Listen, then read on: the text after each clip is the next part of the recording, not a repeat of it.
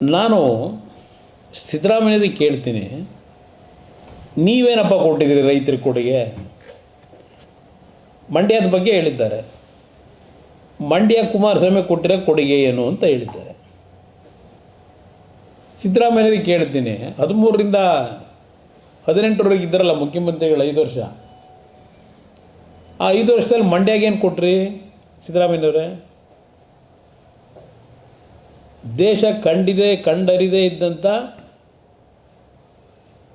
ಆತ್ಮಹತ್ಯೆಗಳ ಪ್ರಕರಣಗಳೇನು ಪ್ರಾರಂಭ ಆಗಿತ್ತು, ಮಂಡ್ಯ ಜಿಲ್ಲೆಗೆ ನಿಮ್ಮ 5 ವರ್ಷದ ಆಡಳಿತದಲ್ಲಿ ಕೊಟ್ಟಿದ್ದು 200 ರೈತರ ಆತ್ಮಹತ್ಯೆಯ ಬಳುವಳಿ ನೀವು ಕೊಟ್ಟಿರೋದು.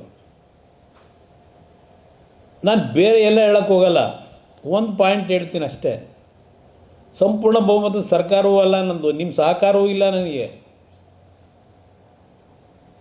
ಮಂಡ್ಯ ಜಿಲ್ಲೆ 900 ಕೋಟಿ ರೈತರ ಸಾಲ ಮನ್ನಾ ಮಾಡಿದ್ದೀನಲ್ಲ, ಅದಕ್ಕಿಂತಲೂ ರೈತರಿಗೆ ಇನ್ನೇನು ಉಡುಗೊರೆ ಕೊಡಬೇಕು ನಾನು?